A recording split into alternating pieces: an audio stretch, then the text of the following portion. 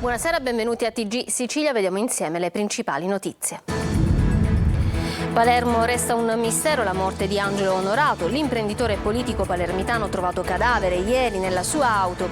Le indagini imboccano la pista del suicidio, ma la famiglia non ci crede e chiede di indagare su una lettera lasciata dalla vittima che spiegherebbe tutto puntando il dito sui suoi carnefici. 90enne uccisa nel Palermitano, arrestato il figlio 60enne disabile. L'altra figlia della donna avrebbe sentito la madre urlare, ma non è arrivata in tempo per evitare la tragedia. L'incendio del bar nel lungomare di Catania, in manette il proprietario e un complice. L'accusa è di incendio doloso, indagata una terza persona. Migliorano le condizioni della mamma e dei figli accoltellati nell'Agrigentino. La donna voleva separarsi e rientrare in Polonia. Il marito sarà sentito domattina in carcere ad Agrigento. Dai terreni agricoli alle città, la mancanza d'acqua pesa sempre di più. Martedì a Palermo la manifestazione di Coldiretti. Musica, storie e personaggi della nostra terra con Carmen Consoli in concerto a New York. Il tour americano della cantantessa proseguirà a San Francisco, Los Angeles, Miami. Ad agosto il grande ritorno in Sicilia. Calcio, delusione in casa Catania, fermato dall'Avellino nella corsa nei play-off di Serie C. I campani hanno ribaltato il match dopo il vantaggio rosso-azzurro iniziale firmato da Cianci. Palermo dopo la sconfitta con il Venezia, al via la rivoluzione. Mignani verso l'addio, ipotesi panchina a Zanetti, Dionisi e non solo. Potrebbe andare via anche il DS Rinaudo.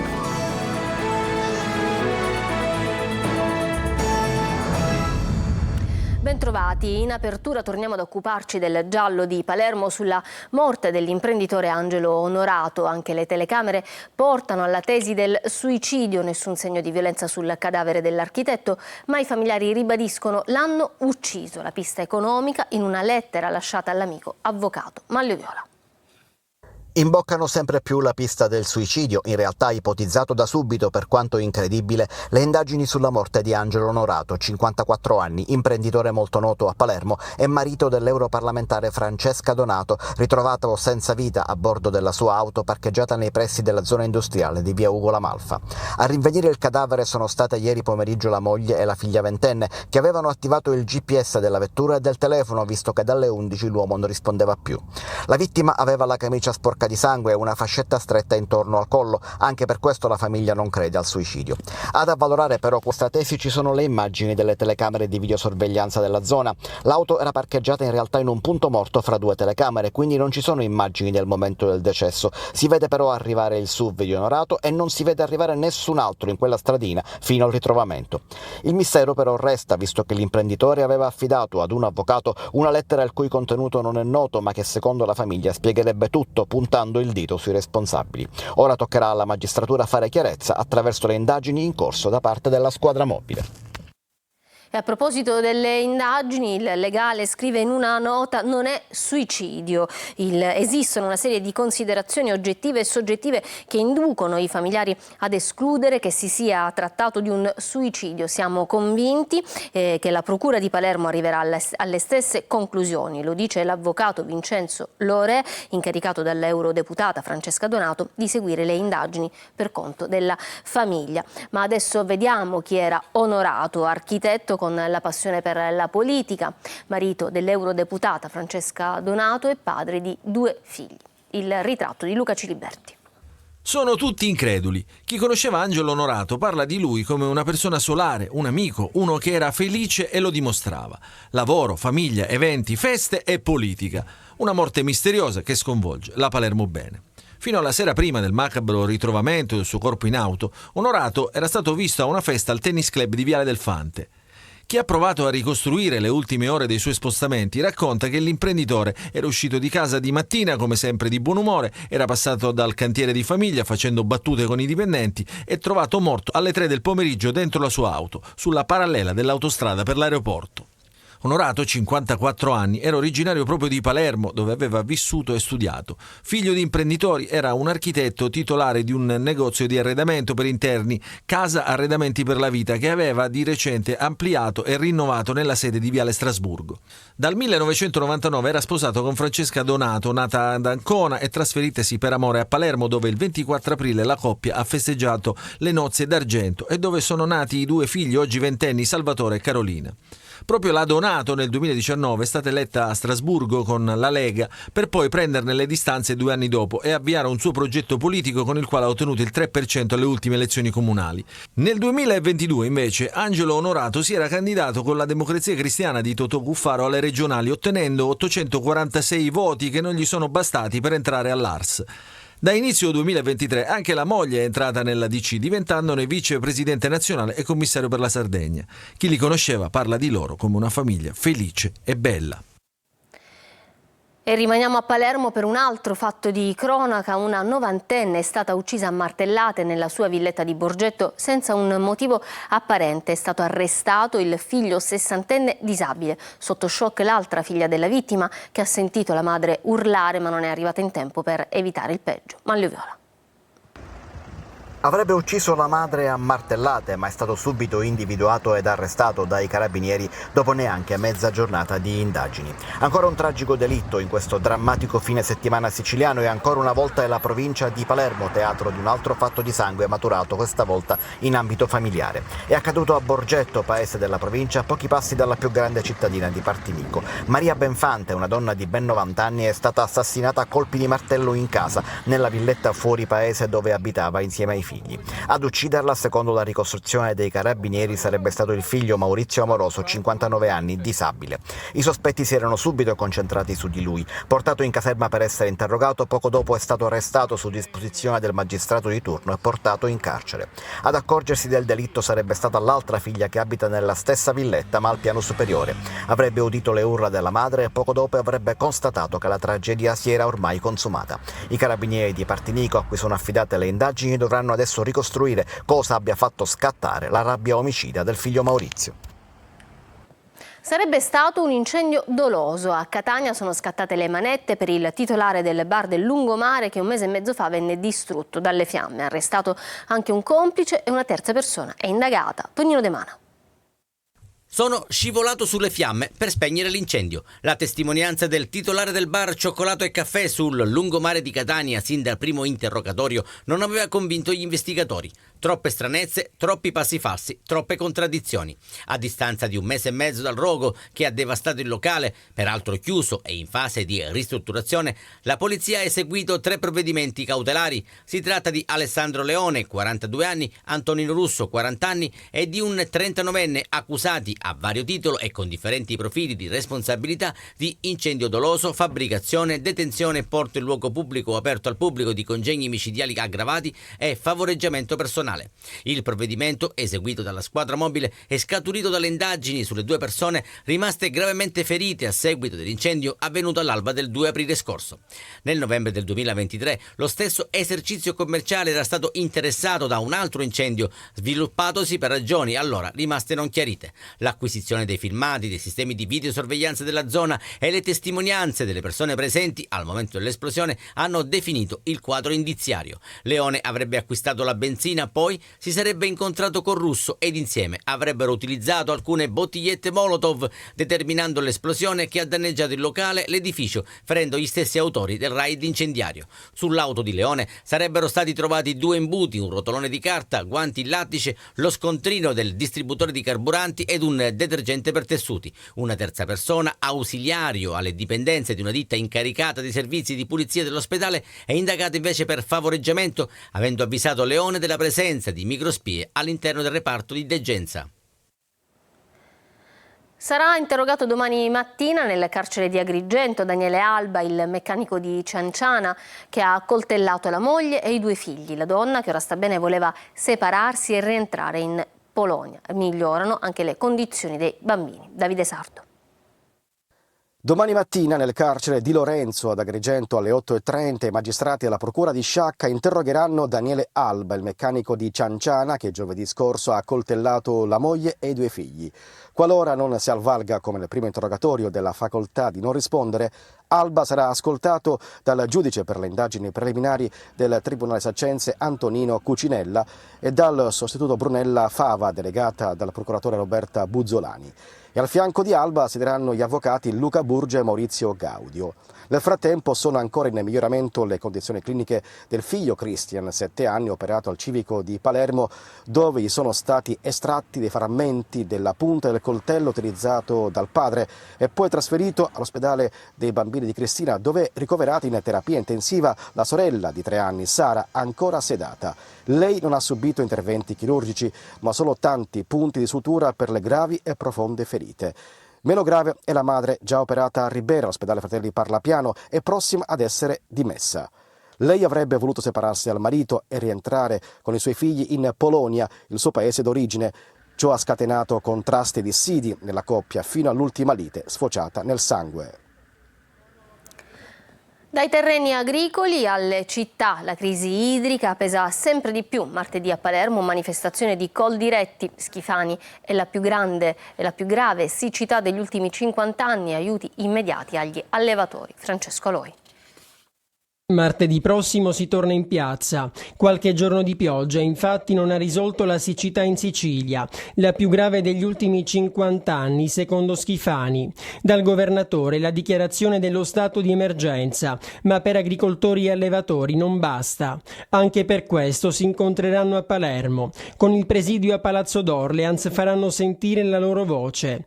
Da Coldiretti la critica alla scelta del presidente della regione di fare arrivare il fieno agli allevatori attraverso le organizzazioni di categoria. Così, dicono, non si possono sfamare subito gli animali.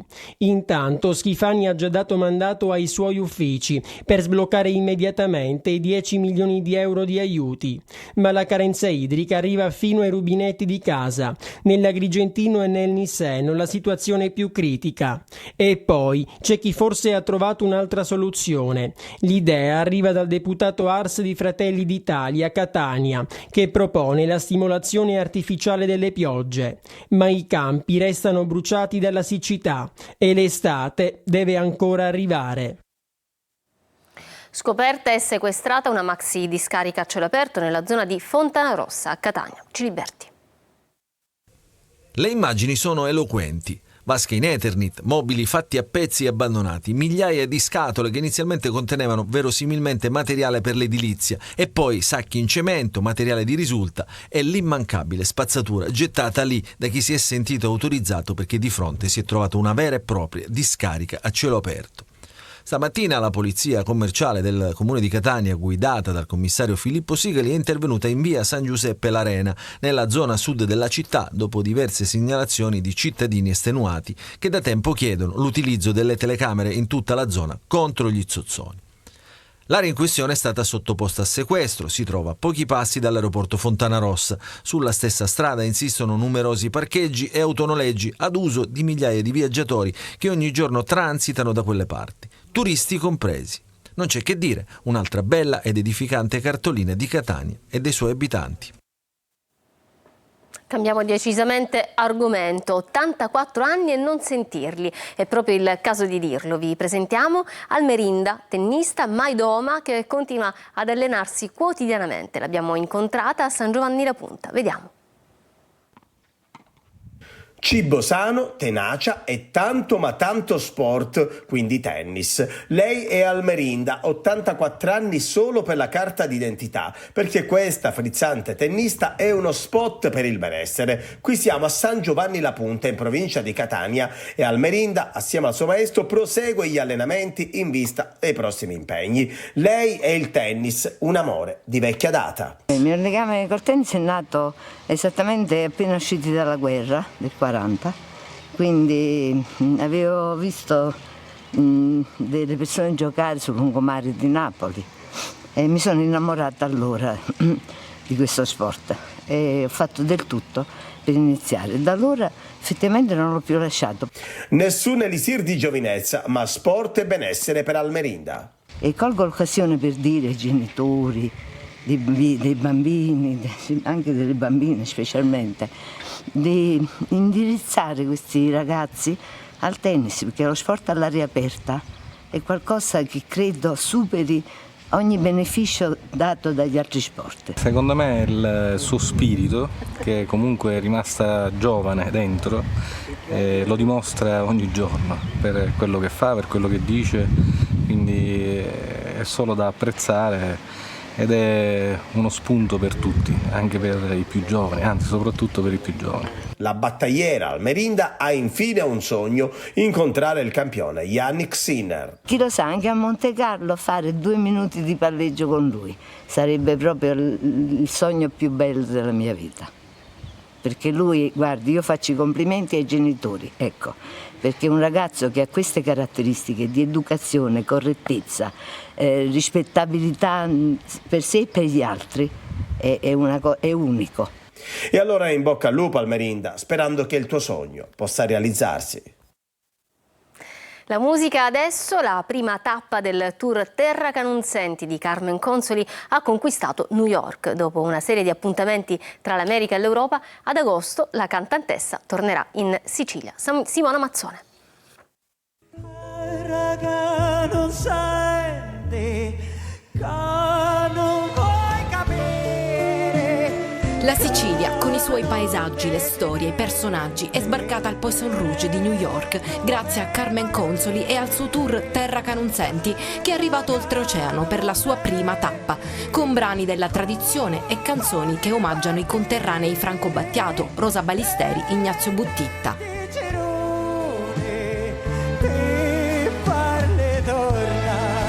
La cantantessa catanese, dopo alcune date in giro per l'America tra San Francisco, Los Angeles, Miami e una tappa in Canada, tornerà in Europa, in Spagna, in Italia con un evento a Pompei e poi in Sicilia, nella sua amata terra, l'8 agosto a Milazzo, il 9 a Finale di Pollina nel Palermitano, il 10 agosto a Marina di Monica e l'11 nell'area archeologica di Morgantina.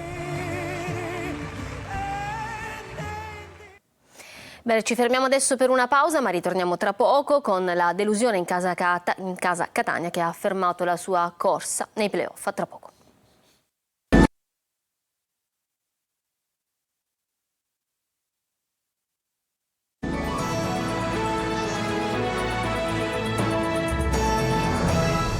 Ritorniamo in studio con il calcio, c'è rammarico in casa del Catania dopo che la squadra di Zeoli ha dovuto fermare la corsa nei playoff di Serie C. Si è imposto l'Avellino ribaltando il match dopo il vantaggio rosso-azzurro iniziale segnato dal solito Cianci. Marco Carli. Il sogno, come l'aveva chiamato Zeoli, è finito, con tanto rammarico. La speranza di giocarsi fino in fondo la promozione in Serie B, nonostante una stagione pesante, seppur impreziosita dalla Coppa Italia, si spegne per il Catania al minuto numero 83, quando D'Ausilio manda in rete la sassata del 2-1, che riconsegna la qualificazione all'Avellino e la strappa ai rossazzurri, che erano andati anche in vantaggio, alimentando le ambizioni proprie dei tifosi. Castellini e compagni praticamente perfetti per un tempo il primo, li ringrazia Zeoli alla fine, poi si commuove congedandosi dal gruppo. Io adesso sono orgoglioso perché ho scelto da che parte stare, questi colori ormai ce li ho dentro e niente, buona serata a tutti. Zeoli non snatura la squadra, che aveva fatto bene fin dalla partita col Benevento, semplicemente inserisce Ndoi al posto del febbricitante indisponibile Zammarini. Proprio il numero 6 dei rossazzurri trova il cross vincente nella fase iniziale della prima frazione. Cianci anticipa difesa e portiere, fa 1-0.